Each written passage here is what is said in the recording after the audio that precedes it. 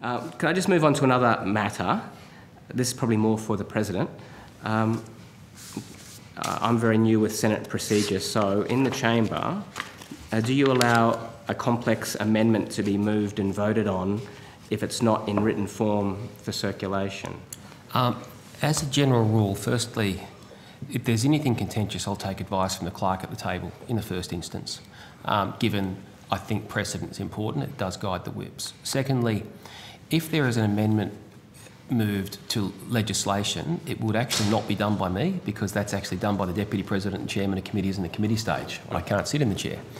If there is, say, if we're looking at amendments to, say, business motions or a complex second reading amendment to a bill or a formal business during the discovery of formal business, there are three I can think of. As a general rule, if a motion should be circulated, or an amendment should be circulated, particularly if it's complex. Sometimes I have seen, for example, the leave of the Senate be allowed for an amendment to be moved. It might have been verbally discussed and all senators agree, because in essence, remember, the procedure of the Senate as it was described to me when I first attempted senator school is that everything can be done by leave. So if there's no objection to something, then I will take the guidance of the Senate. So, for example, if you wanted to move a complex amendment to something during the discovery of formal business, and you'd said, look, I've spoken to the whips and everyone crossbench is happy with it, and I put it to the Senate, is leave granted, and no one objected, I would not be inclined to rule that out of order. That would be my guiding principle. If leave were not provided, yep, would the chair in that circumstance allow an amendment to be moved and voted on if it hadn't been in written form for circulation? As a general rule, I can't think of an incident where I would have allowed that. I would have insisted on we potentially come back to business, or that a written copy be provided. I mean, that off the top of my head.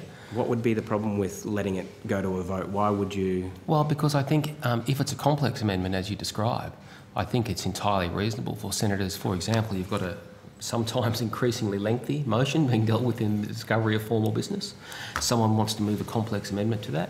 My personal view is if leave wasn't granted by the Senate to do that, then you know, it's a not unreasonable request of senators to say, I want to be able to see the copies in front of me.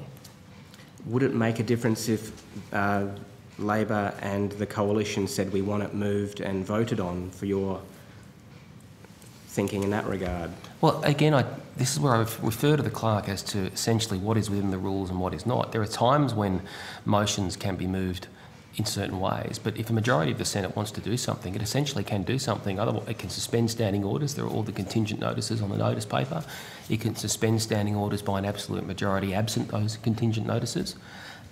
So I can't think of an experience where what you describe as a complex amendment has been moved to a motion. What I don't understand is we talked before about leave being denied for a complex amendment to be moved and voted on if it hadn't been in written form for circulation. If one senator could deny leave, then how does it become a question for the majority? Well, I suppose first of all, the majority can suspend standing orders. So majority can suspend standing orders about notice of a motion, anything. So all the rules that are contained in the standing orders can be suspended by a majority of the Senate.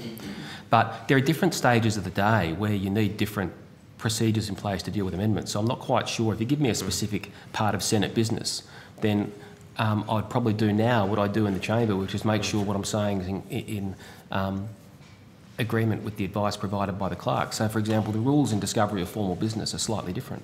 So the particular example I'm thinking of, the reason why I ran through that amendment example is because that was my general understanding of how amendments work. You wouldn't have the chair allow a complex amendment to be moved and voted on if it hadn't been in written form and circulated. As a general rule, I think that's true, yeah.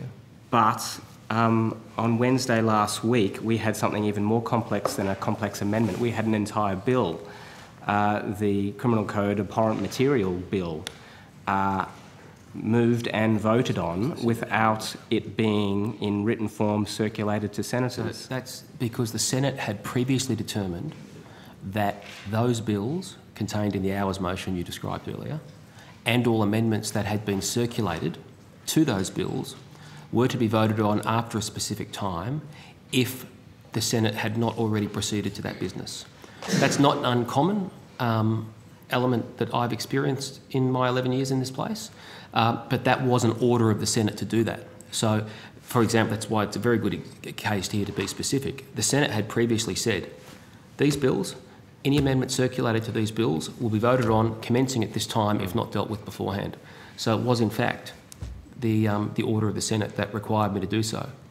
But if I wasn't the chair at you the time. previously mentioned just a minute ago that in the circumstance of a complex amendment you would seek or make a comment about the wisdom of delaying that vote until, yeah, for but instance, I also circulation said, had Senator occurred. Spender, it does really... Look, I was talking, for example, in that sense, as I highlighted, different parts of the Senate business day have different procedural rules. For example, if it was during the discovery of formal business, which I alluded to, which goes on for longer and longer every day, and there's been a complex amendment moved that hadn't been circulated to one of the motions or someone wished to, I would say let's just deal with that in a half hour. Once it gets circulated, we can deal with all the other business. This was a different circumstance. This is an order of the Senate to deal with amendments and bills. The Senate had already determined But to do not that. necessarily in the order printed. Well, It was to take that specific example. There was a specific order in the order of the Senate requiring bills to be dealt with in a particular way, and it was that order which informed the material that my office puts together in order to marshal the questions that needed to be put in order to deal with those bills. Now, it's clear that a majority of the Senate voted to put that order in place, and it's also clear that a majority of the Senate voted to support the bill that you're referring to, notwithstanding that it was brought on in that manner, Senator.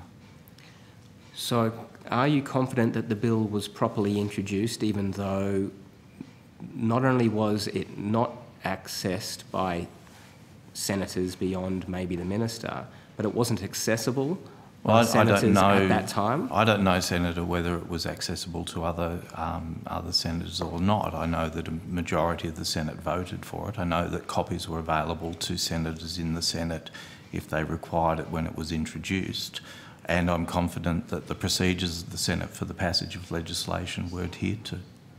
So at that particular juncture, when I, in a colloquial way, said what bill, that wasn't regarded as a suggestion that it is not accessible to me? I understand from your theatrical display of your phone that the bill was not available online, Senator, although it was put online shortly afterwards and well before the bill went to the House of Representatives. But as with any other document in the Senate, it's available from the attendants if you ask for it. Mm-hmm. Okay. Well, that probably is less an issue for you and more an issue for the fact that we have major party politicians willing to vote on a bill that they have not seen, and they do so regularly. I don't believe I detect a question in that, Senator. No. That's it. Thank you, Senator.